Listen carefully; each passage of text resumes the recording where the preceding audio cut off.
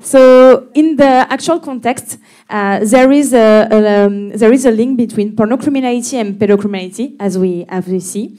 Can you can you tell us how the European legislation are made to protect victims, to protect children, and how can this regulation and directive can, with efficacy, fight against this crime, fight against the aggressor, and protect victim?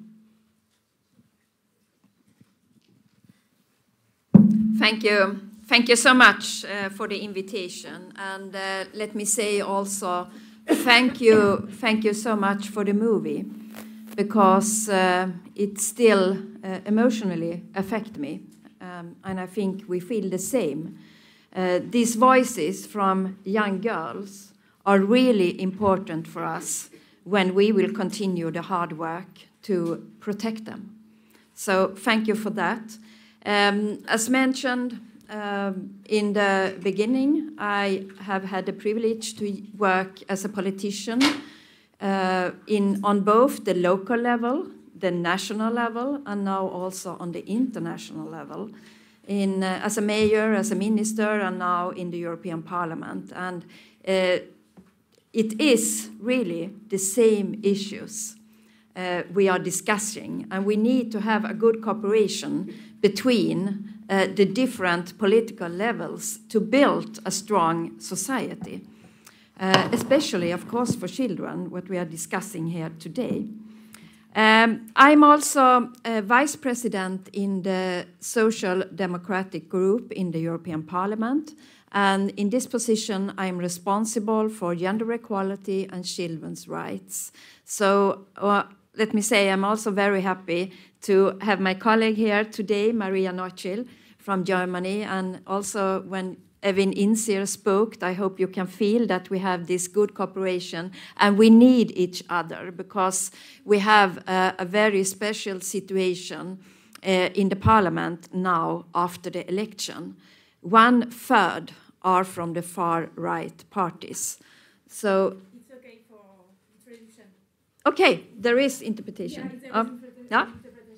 I can continue in Swedish or no? Maybe not. Okay.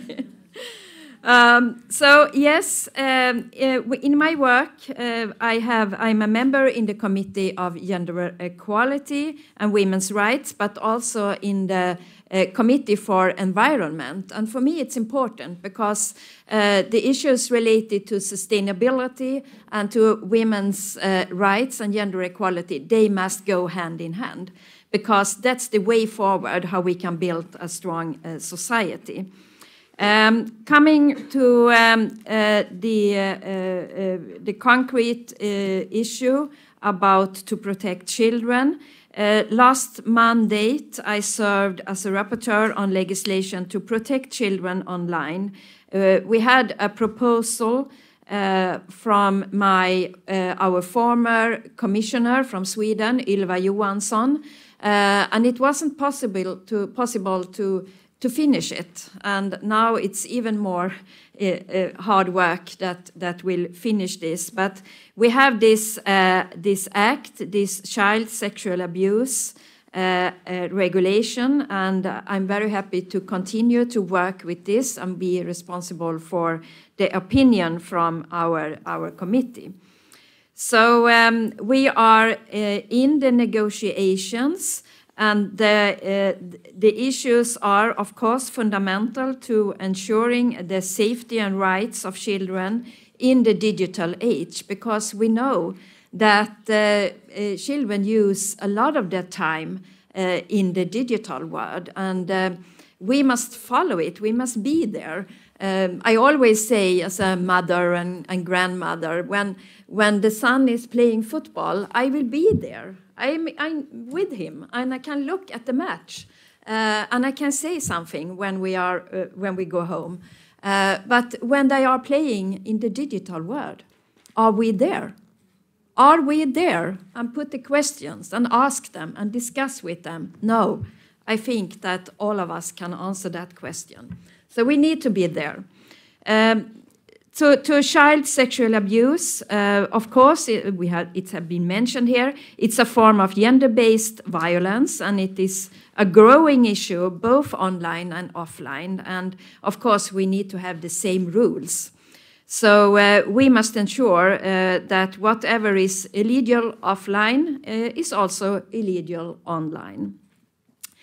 Reports, we have a lot of reports, and we can say that also you have said a lot about that, but 9 out of 10 victims are young girls, while the overwhelming majority of perpetrators are men. So this is it's a big society problem about values and how we are in our relations related to each other. So it's unacceptable.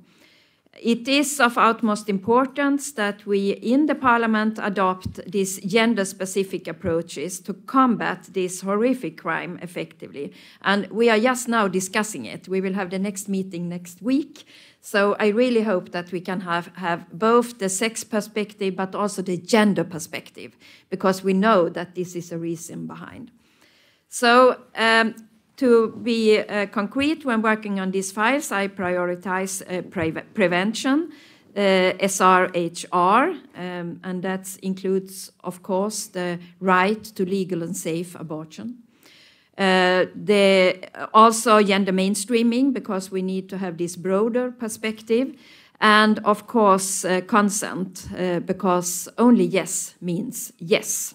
So we need stronger laws. We need on platforms a mandatory detection responsibility. We need to criminalize the AI generated child abuse content, and we need, of course, a lot of prevention as education and campaigns and so on. Just a little bit picture from Sweden. There was a campaign in our schools with children at very, very early age. And it's very nice in Sweden to say, "Stop min kropp." It's music, and it means, "Stop, it's my body."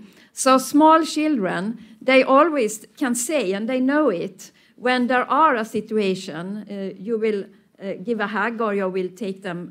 They are used to say, "Stop, stop, it's my body." And that's very good, because you make something in them when you learn them from the beginning to be proud and to decide over their own bodies. So just a very small example. To continue, we, of course, we have also seen that we have a backlash, and we must go further, very rapid. We have a report in the European Union says that about gender equality in total, it will take at least 60 years before Europe achieves gender equality. And one of my girls, grandchild, she is in school now. Yes, she is there. And I will not tell her that you will be retired before you will live in a Europe with gender equality. It's not fair. So we need to act, and to act very, very fast. So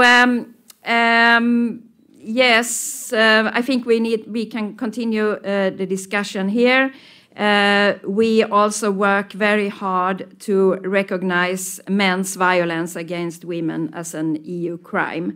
So this is about action. This is why we, Maria and me and a lot of other colleagues, we fight every day to make Europe a place where equality, justice and human rights are protected, and especially, of course, for children, small children. So yes, 5 minutes in Sweden is 5 minutes, so I stop here. Thank you.